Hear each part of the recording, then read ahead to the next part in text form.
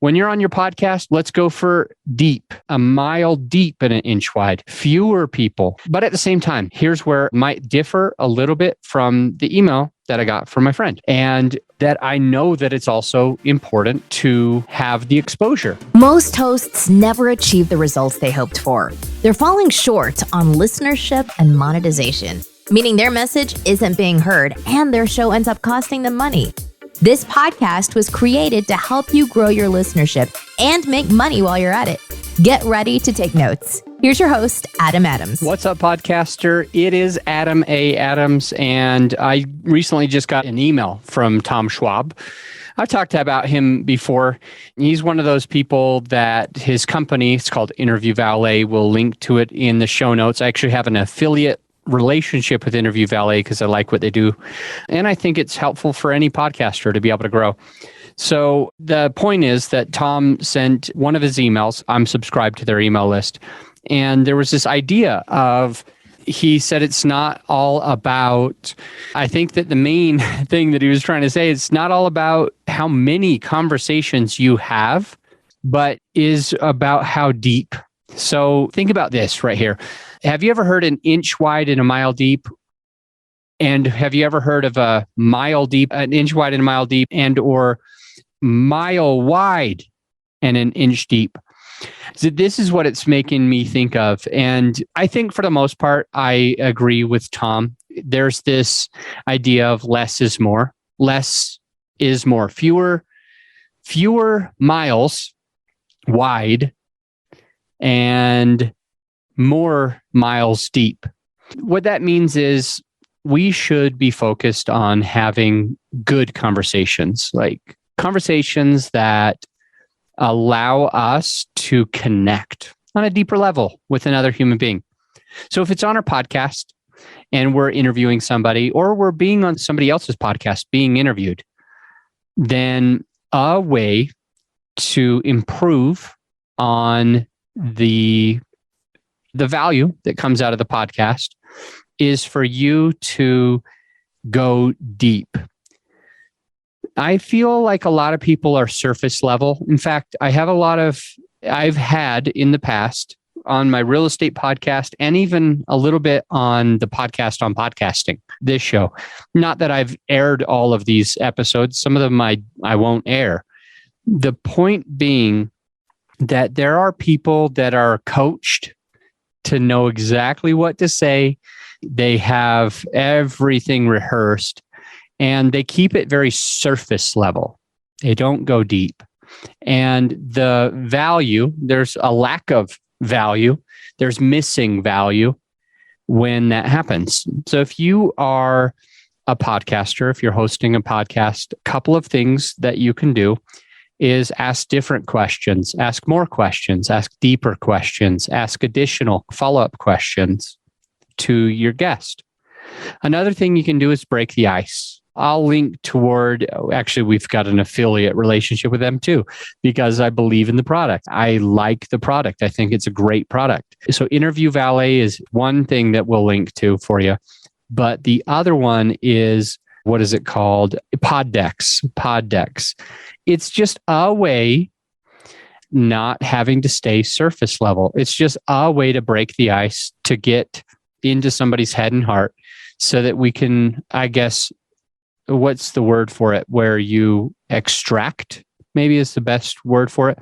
Extract the most amount of value. Some guests have rehearsed to say only certain things, and you want to get away from that. So you want to make your episode a little bit different. So that's one way of thinking of it. Another thing is there's an idea between, I've seen a lot of people at different conferences do this.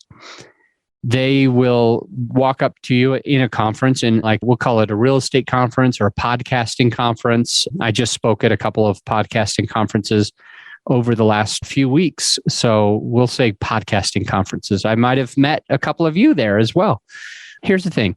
I've seen people at those conferences, they bring a stack of 500 business cards and they're able to pretty much get rid of all of their 500 business cards. Here's what they do. They'll do a couple things. they'll take stacks of 10 and they'll put them on all of the window sills, all of the table ends. They'll put them in the bathroom on the urinal, which is disgusting. And you girls, you probably haven't seen that before. They put it on top of the urinal. So like, do you want to pick up a business card where people might have peed on it? No. Okay. Do you want to just pick up random business cards of somebody you've never met? No. It seems ridiculous, but they are doing this. And then they're doing what's worse. The second way that they're getting rid of 1,000 or 500 business cards in one conference is they walk up to people and they're like, "Hi, my name is this. I do this, and this, and this. I have experience with that, and I have experience with that. Do you have a card?" And you're like, "I have a card. Yeah. Can I get one?" Okay. And so you give this rando who just told you all of what their business does. You're just like handing them a card with a questioning look on your face. You're like, "I'm not exactly sure why you're asking for this card. You don't know shit about me yet. Why are you wanting to get my card?" But it's awkward to actually say to the person directly to their face, "You don't know shit about me. Why do you want my card?" It seems hard for most of us to say that. So what they'll do is they'll be like, "My name is Amanda Swenson." And if your name's Amanda Swenson, I'm sorry in advance. I'm just making up a name. "My name is Amanda Swenson. I've been a podcaster for 7 years and I help other podcasters get to XYZ without the ABC problems. And by the way, do you have a card?" And I'm like, "Sure, I've got a card." And maybe I'll give this Amanda, this fictitious Amanda that I made up, a business card. And I'm doing it with a questioning look. I'm like, "Why does she want my card? She doesn't know anything about what I'm doing. What is she going to do with my card? Is she going to do a magic trick?" And I'm like handing it to her suspiciously or skeptically. Amanda takes my card and says, "Thanks, I'll call you back. I'll call you this week and I'll follow up with you this week." And I'm like, "But what would you follow up with me about, Amanda? You don't know anything about me." Right. And so what all they're doing is they're giving their elevator pitch. And they're asking for a card and they're giving you their card. They're exchanging the card. "Here's mine. You can call me anytime. Can I get yours?"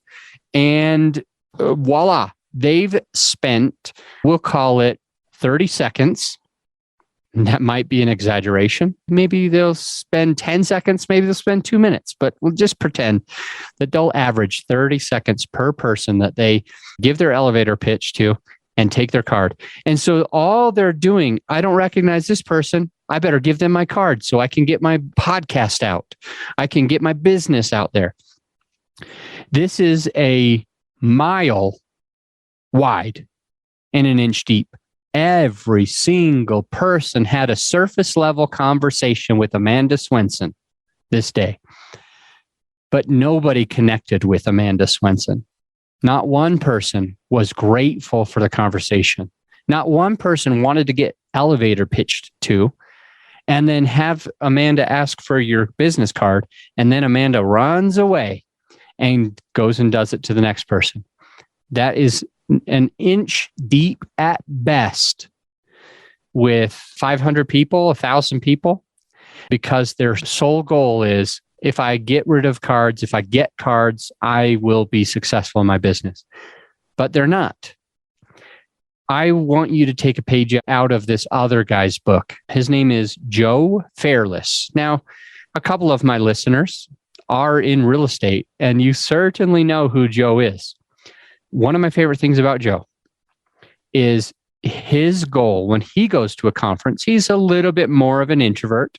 He likes hanging out, meeting people as well. But his main thing, I want to meet everybody, right? So I become that Amanda Swenson on accident just because I'm so excited. It's a new person. Joe's a little bit different. And I think I could take a page out of his book, and so could you maybe. His focus is he wants to have one good conversation per day. That's all. Joe's goal is to go a mile deep and an inch wide with one person per day, where he gets to know them. He gets to know their background, where they're from, what they're into, where they're going, what their goals are for their life, He gets to know them on such a strong level, and he spends almost the entire day with them. And that's his only goal. His goal's not, I want to get rid of all 500 of my brand new business cards that just got shipped overnight yesterday. His goal is, I want to make a connection. So the same thing. When you're on your podcast, let's go for deep, a mile deep and an inch wide. Fewer people. But at the same time, here's where it might differ a little bit from the email that I got from my friend. And that I know that it's also important to have the exposure. I know that it's important. So maybe you still put a couple of business cards on. Don't put it on the urinal, but maybe put them somewhere if you feel comfortable doing it. Maybe a little bit better is be a sponsor at that event. Instead of just trying to take. How about you also sponsor the event? So now you've got a booth. And now you're making more connections with more people. They're coming up after you. You're inviting them to be on your podcast. You are all of these things. And you're able to kind of go a mile deep. You're going to be able to go a little bit deeper and closer with fewer people.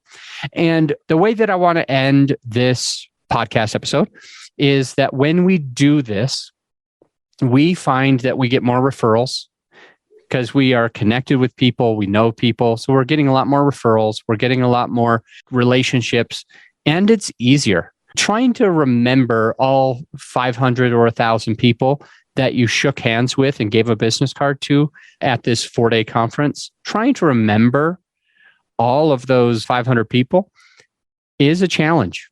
It's not easy. You don't know anything about any of them, and they don't remember you, and they're probably never going to call you. But if you spend a little bit more time with people, going a little bit deeper, you're going to find that it's going to help your business a lot more. So when you're putting out podcast episodes, go a little bit deeper. I do that with this podcast. When I say I go deeper, I mean, I talk about things that are happening in my business. I talk about emails that I got. I talk about real life experiences, and I try to share a takeaway about it.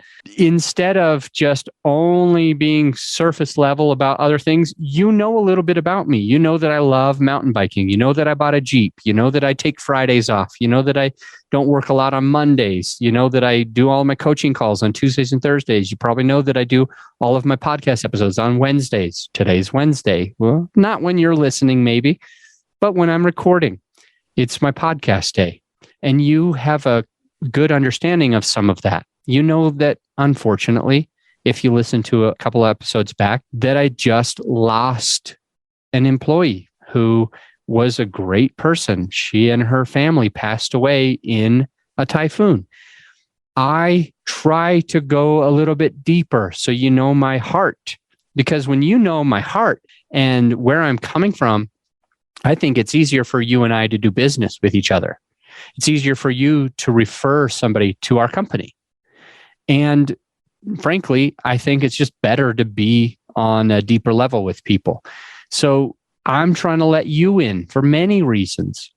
I think that you learn more. I think that we connect more that way. So as you're doing your podcast, try to maybe implement some of that as well. Go a little bit deeper. Another thing about Joe Fairless, since he's already brought up for this episode, I'll just bring up one other thing. He does 7 episodes a week. Now, I think he's got some people that are maybe taking over some of the episodes. He's maybe slowly phasing himself out. But he's been doing for several years daily podcasts, 7 days a week. And with that said, on every Friday, he has what's called Follow Along Friday, where he talks about what's happening with himself, with his family, with his child, with his kids, his wife, his traveling, his business, what deals they just closed. It was hard to buy this real estate deal or whatever it is that he talks about. He lets people a little bit more into his world, a little bit more deep than just broad, just not surface level, but he lets people into his business. And as a result, his business has been very successful. It's not just because he does 7 days a week where he's able to interview lots of people. That's a benefit for sure. It can be, but I think he gets the most amount of bang for his buck because of his Follow Along Friday episode. So take a page out of that book, go deep, not necessarily just wide. You can go wide, but go deep first. Okay, go deep first. I'll see you on the next episode. You're not alone if you're ready to either get your very first affordable microphone or if you're ready to upgrade your equipment to some legit podcasting studio equipment. Because on all of the forums over the last few months, I'm seeing this all the time. Even my own personal clients that work with my team, they're ready to get that next microphone. They're asking us for it. Additionally, when I'm on discovery calls with potential clients, they're always asking for this stuff. Hey, what mic do you recommend? Hey, what lighting do you recommend? What webcam should I be using? So many questions. And so what we did, my whole team has put together a PDF so that if you're one of those people who is looking to either get your very first affordable microphone, or if you're ready to upgrade your equipment to more professional podcast studio equipment, whether it's soundproofing or whatever, we've got you covered by going to growyourshow.com/PDF. And you can download the PDF for free, or right there on the webpage is everything that you would have and you don't need to download the PDF. Either way, just go to growyourshow.com/PDF, which will put you to the podcasting equipment that me and my team have personally vetted. I'll see you on the next episode.